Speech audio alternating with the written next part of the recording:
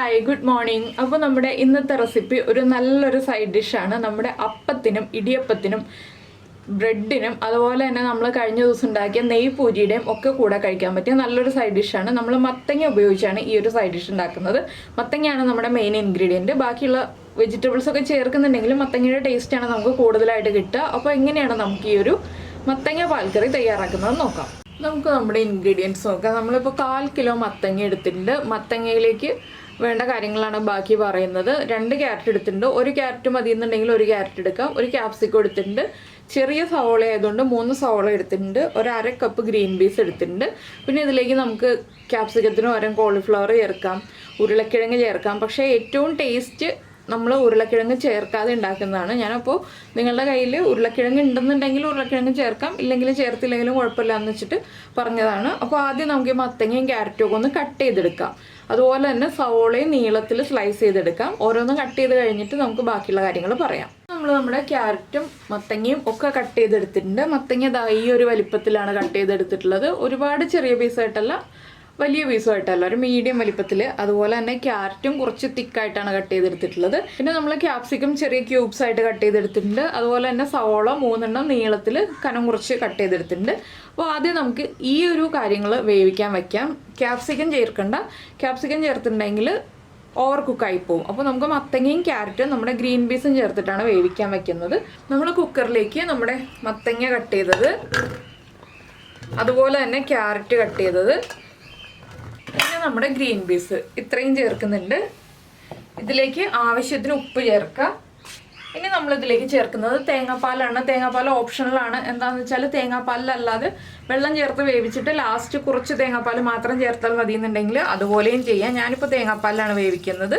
തേങ്ങയുടെ 2ാം പാൽ എടുത്താൽ മതി കേട്ടോ. 1ാം പാലൊന്നും വേണ്ട. 1ാം പാൽ നമുക്ക് ലാസ്റ്റ് ഒരു 1/2 കപ്പ് 1ാം പാൽ മതി. ഇതിപ്പോൾ നമുക്ക് അടച്ച് വേവിക്കാൻ വയ്ക്കാം. മഞ്ഞൾപ്പൊടി ഒന്നും ചേർക്കേണ്ട ആവശ്യമില്ല. ഈ ഉപ്പ് മാത്രം ചേർത്തിട്ടാണ് വേവിക്കുന്നത്. ഇനി നമുക്ക് ഇതിൻ്റെ മസാല റെഡിയാക്കി എടുക്കാം. ഇപ്പോൾ നമ്മളൊരു പാൻ വെച്ചിട്ടുണ്ട്. അതിലേക്ക് നമുക്ക് വെളിച്ചെണ്ണ ചേർത്ത് കൊടുക്കാം. നമ്മുടെ സവോള വഴറ്റാൻ ആവശ്യമായിട്ടുള്ള വെളിച്ചെണ്ണ ചേർക്കണം. അധികം വെളിച്ചെണ്ണ വേണ്ട കേട്ടോ. ഒരുപാട് വെളിച്ചെണ്ണയിൽ വഴച്ചിട്ടുണ്ടെങ്കിൽ കളർ മാറിപ്പോകും. അപ്പോൾ നമുക്ക് ചെറുതായിട്ടൊന്ന് വഴച്ചിയെടുക്കാനേ ഉള്ളൂ. അപ്പോൾ ആദ്യം നമ്മൾ ഈ വെളിച്ചെണ്ണയിലേക്ക് ചേർക്കുന്നത് ഒരു 4 ഗ്രാമ്പൂ, അതുപോലെ തന്നെ 10-12 കുരുമുളക്. നമ്മൾ പച്ചമുളകും ചേർക്കുന്നുണ്ട്, എങ്കിലും കുരുമുളകിൻ്റെ ടേസ്റ്റ് വരുമ്പോൾ കൂടുതൽ നല്ലതാണ്. പിന്നെ 1 പീസ് പട്ട, അതൊന്ന് ചെറുതാക്കിയിട്ട് ചേർക്കുക. ഇനി ഇത് ചൂടായി തുടങ്ങുമ്പോൾ തന്നെ നമുക്കിതിലേക്ക് നമ്മൾ എടുത്തു വെച്ചിരിക്കുന്ന സവോള ചേർത്ത് കൊടുക്കാം. സവോളയുടെ കൂടെ ഒരു 3 പച്ചമുളകാണ് ഞാനിപ്പോൾ ചേർക്കുന്നത്. ഒരുപാട് എരിവുള്ള രീതിയിലല്ല, ചെറിയൊരു എരിവുള്ള രീതിയിലാണ് ചെയ്യുന്നത്. അതുകൊണ്ട് 3 പച്ചമുളകേ ചേർക്കുന്നുള്ളൂ. നിങ്ങൾക്ക് നല്ല എരിവ് വേണമെന്നുണ്ടെങ്കിൽ കൂടുതൽ പച്ചമുളക് ചേർക്കാം കേട്ടോ. ഇനി ഇതൊന്ന് ലൈറ്റായിട്ട് ട്രാൻസ്പെറൻ്റ് ആയി വരണം, അത്രയേ ഉള്ളൂ. ഒരുപാട് അങ്ങോട്ട് കളറൊന്നും മാറിപ്പോകണ്ട. സവോള ഒന്ന് സോഫ്റ്റ് ആയി വരുന്നത് വരെ ഇളക്കി കൊടുക്കുക. അതിനുശേഷം വേണം നമുക്ക് ബാക്കിയുള്ള കാര്യങ്ങൾ ചേർക്കാനായിട്ട്. ഇപ്പോൾ നമ്മുടെ സവോളയൊക്കെ ഒന്ന് ട്രാൻസ്പെറൻ്റ് ആയി വന്നിട്ടുണ്ട്. ഇത്രയും മതി. ഇതിലേക്ക് നമുക്കിനി മല്ലിപ്പൊടി ചേർക്കാം. ഒരു 1 ടീസ്പൂൺ മല്ലിപ്പൊടി മതി. ഒരുപാട് മല്ലിപ്പൊടി വേണ്ട. എന്താണെന്ന് വെച്ചാൽ നമ്മൾ സവോള കൂടുതൽ ചേർത്തിട്ടുണ്ട്. കുക്കർ 1 വിസിൽ വന്നു കഴിഞ്ഞു. കുക്കർ ഞാൻ ഓഫ് ചെയ്തിട്ടുണ്ട്. അപ്പോൾ സവോള കൂടുതൽ ചേർത്തിരിക്കുന്നതുകൊണ്ട് തന്നെ നമ്മുടെ സവോളയുടെ ആ ഒരു ഗ്രേവി നമുക്ക് കിട്ടും. അപ്പോൾ ഒരുപാട് മല്ലിപ്പൊടി ചേർത്തിട്ടുണ്ടെങ്കിൽ മല്ലിപ്പൊടിയുടെ ആ ടേസ്റ്റ് ആയിരിക്കും മുന്നിൽ നിൽക്കുക. ഇതിലിപ്പോൾ മല്ലിപ്പൊടി ലൈറ്റായിട്ട് മാത്രം മതി നമുക്ക്. അതുകൊണ്ടാണ് കുറച്ച് മല്ലിപ്പൊടി ചേർത്തിരിക്കുന്നത്. ഇനി നമ്മളിതിലേക്ക് ചേർക്കാൻ പോകുന്നത് പെരിഞ്ജീരകമാണ്. പെരിഞ്ജീരകം അവസാനം മാത്രം ചേർത്ത് കൊടുക്കുക. ഒരു 1.25 ടീസ്പൂൺ പെരിഞ്ജീരകം ചേർത്തിട്ടുണ്ട്.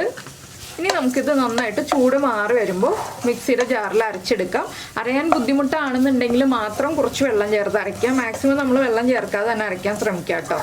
അപ്പോൾ ഇനി ഇതൊന്ന് ചൂട് മാറി വരട്ടെ. ഈ പൊടിയൊക്കെ നന്നായിട്ട് കുക്കായിട്ടുണ്ട്. നമുക്ക് ഫ്ലെയിം ഓഫ് ചെയ്ത് വയ്ക്കാം. ചൂട് മാറിയിട്ട് അരച്ചെടുത്ത് കഴിയുമ്പോൾ നമ്മുടെ കുക്കറിൻ്റെ പ്രഷറും പോയിട്ടുണ്ടാവും. അപ്പോൾ നമുക്ക് കറിയുടെ ബാക്കി കാര്യങ്ങൾ ചെയ്യാം. അപ്പോൾ നമ്മൾ നമ്മുടെ മസാല അരച്ചെടുത്തിട്ടുണ്ട്. വെള്ളം ചേർക്കാതെയാണ് ഞാൻ അരച്ചെടുത്തിട്ടുള്ളത്. പിന്നെ പാനിലേക്ക് കുറച്ചും കൂടി വെളിച്ചെണ്ണ ഒഴിച്ചിട്ടുണ്ട്. ഇതിലേക്ക് നമുക്ക് നമ്മൾ അരച്ച പേസ്റ്റ് ചേർത്ത് കൊടുക്കാം. എന്താണെന്ന് വെച്ചാൽ നമ്മൾ സവോള നന്നായിട്ട് വഴറ്റിയിട്ടില്ലല്ലോ, ചെറുതായിട്ടല്ലേ വഴറ്റിയിട്ടുള്ളൂ. അപ്പോൾ ഒന്നുകൂടി ഒന്ന് കുക്ക് ചെയ്തെടുക്കണം. പിന്നെ നിങ്ങൾക്ക് ഇഞ്ചി വെളുത്തുള്ളി പേസ്റ്റ് ചേർക്കണം എന്നുണ്ടെങ്കിൽ ചേർക്കേണ്ട സമയം ഞാൻ പറയാം. ഇഞ്ചി വെളുത്തുള്ളി ചതച്ചോ അല്ലെങ്കിൽ മുറിച്ചോ ആണ് ചേർക്കുന്നതെന്നുണ്ടെങ്കിൽ നമ്മുടെ സവോളയുടെ കൂടെ ചേർക്കാം കേട്ടോ. നേരത്തെ പറയാൻ വിട്ടുപോയതാണ്. ഇനി നമ്മുടെ ഈ ഒരു സവോളയുടെ ഈ മിക്സ് ഒന്ന് വഴറ്റിയെടുക്കുന്നതിൻ്റെ കൂടെ തന്നെ നമുക്ക് 1 ടീസ്പൂൺ ജിഞ്ചർ ഗാർലിക് പേസ്റ്റും കൂടി ആഡ് ചെയ്ത് കൊടുക്കാം. ഇനി ഇതെല്ലാം ചേർത്ത് നന്നായിട്ടൊന്ന് വഴറ്റിയെടുക്കുക.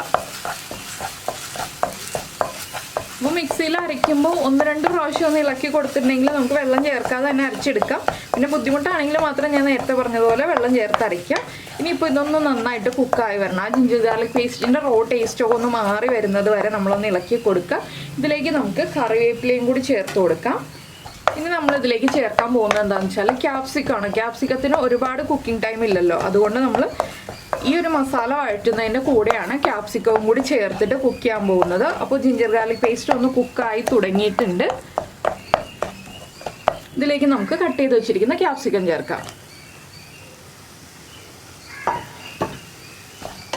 ഇതും കൂടി ചേർത്ത് നന്നായിട്ടൊന്ന് വഴറ്റിയെടുക്കുക. അപ്പോൾ ഇതിൽ മത്തങ്ങയൊക്കെ വല്ലാതെ ഉടഞ്ഞു പോരുത് കേട്ടോ. ചെറുതായിട്ട് ഉടഞ്ഞാലും കുഴപ്പമില്ല, വല്ലാതെ അങ്ങോട്ട് ഉടഞ്ഞു പോകരുത്. അങ്ങനെ ആകുമ്പോൾ നമ്മുടെ കറി കാണാൻ തന്നെ ഭംഗി ഉണ്ടാവില്ല, കഴിക്കാനും അത്ര സുഖം ഉണ്ടാവില്ല. നമ്മുടെ മസാല എന്ന് പറയുന്നത് ഈ ഒരു സവോളയുടെ മസാലയാണ്. ആ ഒരു മസാലയുടെ കൂടെ ബാക്കിയുള്ള കാര്യങ്ങൾ വരുമ്പോഴാണ് കറക്റ്റ് ടേസ്റ്റ് ആവുക. പിന്നെ ഇത് ഇടിയപ്പത്തിൻ്റെ കൂടെയും അപ്പത്തിൻ്റെ കൂടെയും ബ്രെഡിൻ്റെ കൂടെയും ഒക്കെ കഴിക്കാൻ പറ്റുന്ന ഒരു കറിയാണ് കേട്ടോ. അപ്പോൾ ഇതൊരു 2 മിനിറ്റ് ഒന്ന് വഴറ്റിയെടുക്കട്ടെ. അതിനുശേഷം നമുക്ക് ബാക്കി കാര്യങ്ങളൊക്കെ ആഡ് ചെയ്ത് കൊടുക്കാം. അപ്പോൾ നമ്മുടെ മസാലയൊക്കെ ഒന്ന് കുക്കായി വന്നിട്ടുണ്ട്. നമുക്കിനി ഇതിലേക്ക് നമ്മൾ വേവിച്ച് വെച്ചിരിക്കുന്ന മത്തങ്ങയും ക്യാരറ്റും ഒക്കെ ചേർന്ന മിക്സ് ചേർത്ത് കൊടുക്കാം. നമ്മൾ കുക്കറിൽ വേവിക്കുമ്പോൾ ഇതുപോലെ തേങ്ങാപ്പാൽ ഇങ്ങനെ ആയി പോട്ടെ. അത് ഓർത്തിട്ട് പേടിക്കൊന്നും വേണ്ട, അത് കുഴപ്പമില്ല. ബാക്കി നമ്മൾ തേങ്ങാപ്പാൽ ചേർത്ത് കഴിയുമ്പോൾ കറക്റ്റ് ആയിക്കോളും. ഇതിപ്പോൾ ഇളക്കി മിക്സ് ചെയ്യുക. അപ്പോൾ കുറച്ച് തിക്കായിട്ട് വരും ഗ്രേവി. ഇതിലേക്ക് നമുക്ക് ബാക്കിയുള്ള തേങ്ങാപ്പാൽ ചേർത്ത് ഒന്നുകൂടി ഒന്ന് തിളപ്പിച്ചെടുക്കാം. ഈ ഒരു സമയത്ത് വെള്ളം ചേർക്കരുത്, തേങ്ങാപ്പാൽ തന്നെ ചേർത്തിട്ട് വേണം തിളപ്പിച്ചെടുക്കാനായിട്ട്. നമുക്ക് എത്രത്തോളം ഗ്രേവി വേണം എന്നുള്ളതനുസരിച്ച് തേങ്ങാപ്പാൽ ചേർത്ത് കൊടുക്കുക. ഇനി ഇതൊന്ന് നന്നായിട്ട് തിളച്ച് വരട്ടെ. അപ്പോൾ നമ്മൾ ഉപ്പൊക്കെ ചെക്ക് ചെയ്യുക. ഉപ്പ് കുറവാണെങ്കിൽ ഉപ്പ് ആഡ് ചെയ്ത് കൊടുക്കുക. അതുപോലെ തന്നെ എരിവ് കുറവാണെന്നുണ്ടെങ്കിൽ 1-2 പച്ചമുളക് വീണ്ടും സ്പ്ലിറ്റ് ചെയ്തിട്ട് ഇതിലേക്ക് ചേർത്ത് കൊടുക്കാം. അപ്പോൾ ഉപ്പും എരിവും എല്ലാം കറക്റ്റ് ആക്കിയിട്ട് വേണം നമ്മൾ ബാക്കിയുള്ള കാര്യങ്ങൾ ചെയ്യാനായിട്ട്. അപ്പോൾ ഇതൊന്ന് നന്നായിട്ട് തിളച്ച് വരട്ടെ. ഇനി തിളച്ചു എന്ന് വെച്ചിട്ട് കുഴപ്പമൊന്നുമില്ല, 1-ാം പാൽ ചേർത്തിട്ട് തിളയ്ക്കാതിരുന്നാൽ മതി. അപ്പോൾ ഇതൊന്ന് നന്നായിട്ട് തിളക്കട്ടെ. നമുക്കൊരു 2 മിനിറ്റ് അടച്ചു വയ്ക്കാം. അപ്പോൾ നമ്മുടെ കറി ഇതാ നന്നായിട്ട് തിളച്ചുകൊണ്ടിരിക്കുന്നുണ്ട്, ഒന്ന് കുറുകി വന്നിട്ടുണ്ട്. ഇനിയിപ്പോൾ നമുക്കിതിലേക്ക് ഒരു 1/2 ടീസ്പൂൺ ഗരം മസാലപ്പൊടി ചേർത്ത് കൊടുക്കാം. അധികം വേണ്ട, 1/2 ടീസ്പൂൺ മതി. ഇനി ഇതൊന്ന് നന്നായിട്ട് ഇളക്കി മിക്സ് ചെയ്യുക. ഇതിലേക്ക് ഇനി നമുക്ക് നമ്മൾ എടുത്തു വെച്ചിരിക്കുന്ന 1-ാം പാല്, നല്ല കട്ടിയുള്ള പാല് ചേർത്ത് കൊടുക്കുക. അതിന് മുന്നേയിട്ട് ഫ്ലെയിം ഓഫ് ചെയ്യുക. അപ്പോൾ നിങ്ങൾ ഉപ്പൊക്കെ ചെക്ക് ചെയ്യുക. ഉപ്പ് കുറവാണെങ്കിൽ ഉപ്പ് ചേർത്ത് കൊടുക്കുക. പഞ്ചസാര വേണമെന്നുണ്ടെങ്കിൽ ചേർത്ത് കൊടുക്കുക. എന്താണെന്ന് വെച്ചാൽ എരിവ് കൂടുതലാണെന്നുണ്ടെങ്കിൽ പഞ്ചസാര ചേർത്ത് കൊടുക്കുക. മത്തങ്ങ ആയതുകൊണ്ട് ചെറിയൊരു മധുരമുണ്ട്, അതുകൊണ്ട് ഞാൻ പഞ്ചസാര ചേർക്കുന്നില്ല. വേണമെന്നുണ്ടെങ്കിലുള്ള കാര്യം പറഞ്ഞു എന്നേ ഉള്ളൂ. ഇതിലേക്ക് നമുക്കൊരു 1/2 കപ്പ് 1-ാം പാല് ചേർക്കാം. ഫ്ലെയിം ഓഫ് ചെയ്തിട്ട് വേണം ചേർക്കാനായിട്ട്. ഇനി നന്നായിട്ടൊന്ന് ഇളക്കി മിക്സ് ചെയ്യുക. വളരെ സിമ്പിളായിട്ടുള്ള നമ്മുടെ കറി ഇതാ റെഡി ആയി കഴിഞ്ഞു. വളരെ ഈസിയാണ്. സാധാരണ കുറുമയൊക്കെ ഉണ്ടാക്കുകയാണെങ്കിൽ അല്ലെങ്കിൽ ഒരു മിക്സഡ് വെജിറ്റബിൾ കറിയൊക്കെ ഉണ്ടാക്കുകയാണെങ്കിൽ നമുക്ക് കൂടുതൽ സമയം എടുക്കും. ഇതാകുമ്പോൾ ഒരുപാട് വഴറ്റിയൊന്നും സമയം പോവില്ല, വേഗം തന്നെ റെഡിയായി കിട്ടും. ഇനിയിപ്പോൾ തേങ്ങാപ്പാൽ ഈ ഒരു കറിയുടെ ചൂടിൽ തന്നെ ഒന്ന് ചൂടായി വന്നോളും. ഇതിലേക്ക് നമുക്ക് മല്ലിയില ചേർക്കാം. മല്ലിയില കയ്യിലുണ്ടെങ്കിൽ ചേർക്കാം, ഇല്ലെങ്കിൽ കുറച്ച് കറിവേപ്പില ചേർക്കാം. ഫ്ലെയിം ഓഫ് ചെയ്തിട്ടുണ്ട്. വേറെ കാര്യങ്ങളൊന്നും ഇതിലേക്ക് ആഡ് ചെയ്യാനില്ല. അപ്പോൾ എന്തായാലും നിങ്ങളെല്ലാവരും ഈ ഒരു റെസിപ്പി ഒന്ന് ട്രൈ ചെയ്ത് നോക്കാം കേട്ടോ. മത്തങ്ങയൊക്കെ വെച്ചിട്ട് വളരെ എളുപ്പത്തിൽ ഉണ്ടാക്കാൻ പറ്റുന്ന ഒരു റെസിപ്പിയാണ്. നമുക്ക് അപ്പത്തിൻ്റെ കൂടെ കഴിക്കാൻ പറ്റിയ നല്ലൊരു ടേസ്റ്റി ആയിട്ടുള്ള റെസിപ്പി അല്ലേ. അപ്പോൾ എല്ലാവരും ട്രൈ ചെയ്തിട്ട് ഇഷ്ടമായോ ഇല്ലയോ എന്നൊക്കെ പറയാം കേട്ടോ. അതുപോലെ തന്നെ വീഡിയോ കണ്ടിട്ട് ഇഷ്ടമായോ ഇല്ലയോ എന്നും പറയാം. അതുപോലെ ലൈക്ക് ചെയ്യാനും ഒന്നും മറന്നു പോരുത്. ഇതൊന്ന് ഇളക്കി മിക്സ് ചെയ്യുക. നമുക്ക് ഇളം ചൂടോടുകൂടി കഴിക്കാം. നല്ല ചൂടിൽ കഴിക്കുന്നതിനേക്കാൾ ടേസ്റ്റ് ചെറിയൊരു ചൂടിൽ കഴിക്കുന്നതാണ്. അപ്പോൾ എന്തായാലും എല്ലാവരും ട്രൈ ചെയ്ത് നോക്കുമെന്ന് വിചാരിക്കുന്നു. പിന്നെ നമ്മുടെ ചാനൽ ആദ്യമായിട്ട് കാണുകയാണ്, നമ്മുടെ വീഡിയോ പ്രസൻറ്റ് ചെയ്യുന്ന രീതിയൊക്കെ ഇഷ്ടമായിരുന്നുണ്ടെങ്കിൽ നമ്മുടെ ചാനലൊന്ന് സബ്സ്ക്രൈബ് ചെയ്ത് സപ്പോർട്ട് ചെയ്യണേ. സബ്സ്ക്രൈബ് ചെയ്യുന്നതിന് ഈ വീഡിയോയുടെ താഴെയുള്ള റെഡ് സബ്സ്ക്രൈബ് ബട്ടൺ ഒന്ന് ക്ലിക്ക് ചെയ്യുക. ആൻഡ് റൈറ്റ് സൈഡിലുള്ള ബെല്ലൈക്കണം ക്ലിക്ക് ചെയ്യുക. അപ്പോൾ ഓൾ എന്ന് പറഞ്ഞിട്ടൊരു ഓപ്ഷൻ കാണാം. ആ ഓളും കൂടി പ്രസ് ചെയ്തിട്ടുണ്ടെങ്കിൽ ഞാൻ എപ്പോഴും വീഡിയോ അപ്ലോഡ് ചെയ്യുമ്പോൾ നിങ്ങൾക്ക് നോട്ടിഫിക്കേഷൻ വരും. അപ്പോൾ എന്തായാലും നമുക്ക് നമ്മുടെ അടുത്ത റെസിപ്പിയുമായിട്ട് അടുത്ത ദിവസം വീണ്ടും കാണാം.